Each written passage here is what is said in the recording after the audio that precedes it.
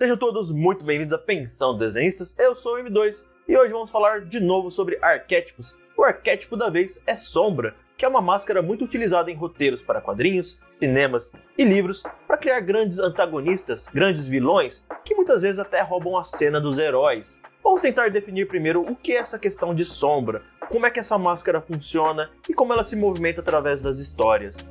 Então, como é que a gente descreve um pouco este arquétipo? Primeiro de tudo, eu acho bom pensar em que tipo de energia que ele carrega. O arquétipo de sombra, ele carrega uma energia negativa e muitas vezes reprimida pela sociedade. E esse tipo de energia traz atitudes que vão ser vistas como más pelas pessoas, pelos heróis ou então pela população. E muitas vezes o personagem não vê que está fazendo coisas más. É isso que é bem interessante sobre este arquétipo, porque ele trabalha com aquela questão de as coisas ruins que dentro da alma de um humano. E todo mundo carrega uma certa escuridão dentro de si. E é por isso que muitos heróis também carregam uma sombra para ser vencida dentro de si mesmo. Não são só apenas vilões físicos que eles precisam enfrentar. Muitas vezes essas sombras são os próprios heróis que precisam se superar. Vale lembrar que a maioria das histórias utiliza da máscara da sombra para poder usar em vilões clichês. E muitas vezes isso funciona, porque o objetivo é contar a jornada de um herói e não dar detalhes sobre o vilão. E às vezes eles fazem apenas aquilo que é necessário para a trama ocorrer bem, para poder explicar uma história melhor. Nem todo vilão vai ser tão bem trabalhado como em alguns filmes, apesar que eu prefiro geralmente os filmes que trabalham melhor cada personagem. Mas convenhamos que isso depende de como você quer contar a sua história.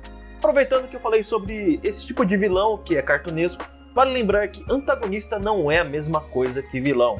O antagonista muitas vezes é alguém que está em confronto com o herói, mas muitas vezes não está fazendo maldade.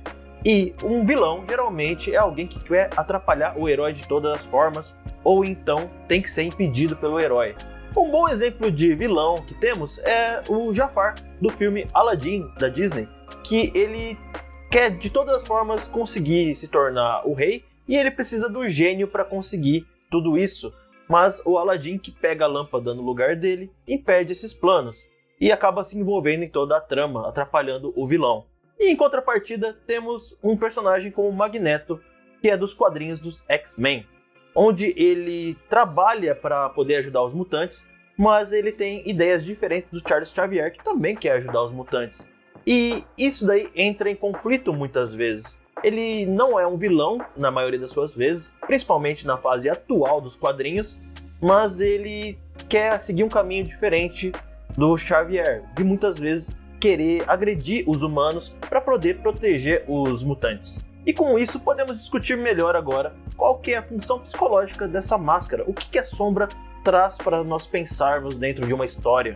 A máscara da sombra vai pegar aquela energia que eu comentei no começo do vídeo, a energia negativa e reprimida, e ela vai transformar em atos monstruosos, atos destrutivos, coisas que geralmente nos atrapalham ou até mesmo nos derrotam. Um exemplo de destruição que temos é o personagem Darth Vader no começo do filme Star Wars: A Nova Esperança. Ele simplesmente chega já com sua tropa atacando o lugar que ele acredita que tem os rebeldes ali, e ele já vai usando da força para dominar a área. E isso daí já mostra o lado sombrio do personagem. E aproveitando este momento para lembrar que a máscara da sombra não é utilizada apenas por vilões ou antagonistas. Muitas vezes ela é utilizada pelos heróis para causar um conflito interno dentro de si. Por exemplo, Luke Skywalker luta contra o seu lado sombrio no filme Retorno de Jedi, porque ele teme cair no lado negro da força e seguir o mesmo caminho que o seu pai. E essa é uma das principais funções dramáticas que temos para a Máscara da Sombra, é criar um conflito para a história ou para o herói, algo que vai ser uma barreira a ser vencida. É um pouco diferente do Guardião da Limiar, mas também pode estar junto dele. Agora eu vou até falar alguns exemplos aqui para vocês poderem ver como essa máscara pode se misturar com outras. Temos o Hannibal Lecter, do filme O Silêncio dos Inocentes, em que ele é mentor da Clarice, porém ele também quer atrair ela do seu lado sombrio. Ele quer que ela haja como ele quer converter ela para a sua ideologia. E assim ele é um mentor e ao mesmo tempo sombra. Outro exemplo de variedade é o Guardião da Limiar com sombra. Por exemplo, as hienas no filme Rei Leão, que protegem Scar e não permitem que o nosso herói, Simba, alcance o vilão para parar ele. Então as hienas servem como guardião da limiar e também são sombras, já que elas emanam energias negativas e querem causar mal aos protagonistas. A sombra muitas vezes também pode se tornar herói. Ela pode começar como vilão, como no caso da Fera de A Bela e a Fera, onde o Fera ele não agia de forma boa, ele era egoísta, ele só queria saber de si mesmo.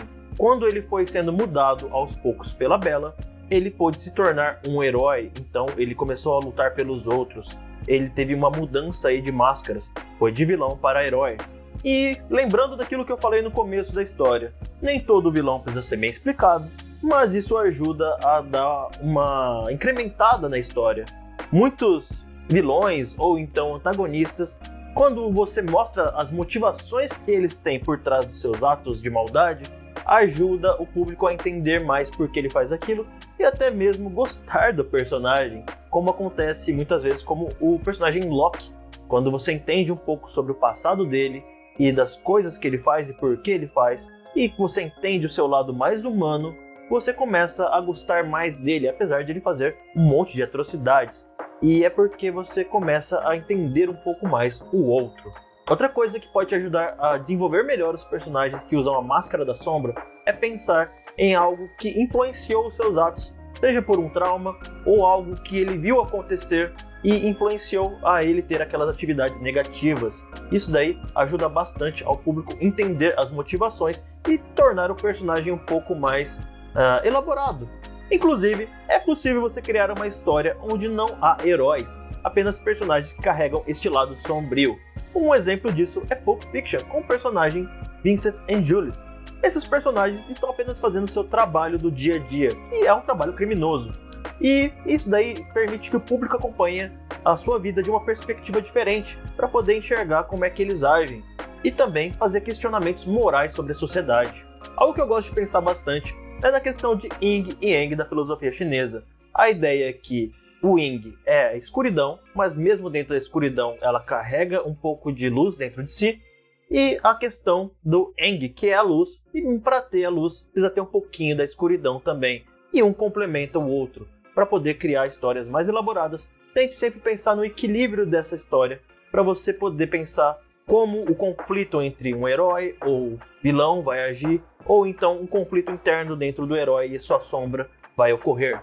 Mas é isso aí, pessoal. Eu acho que eu consegui dar uma boa resumida no que é a Máscara da Sombra e eu espero que vocês tenham gostado aí, né? Então aproveita, deixa um like aí, deixa um comentário, diz qual tipo de personagem que é vilão ou antagonista que você gosta, que tipos de atitudes você mais gostou em um filme ou em um livro, e não se esqueça de compartilhar também, que ajuda bastante aí pro canal crescer aí, pessoal. E agora eu gostaria de fazer um agradecimento em especial a todos os apoiadores da campanha do Catarse. Muito obrigado a todo mundo que assina nosso projeto de quadrinho lá no Catarse, especialmente a Dolph, que é o nosso top apoiador. Muito obrigado aí, Dolph. E como sempre aí, pessoal, eu vou ficando por aqui. Espero que vocês tenham gostado do vídeo e, como sempre, bons esboços. Até mais!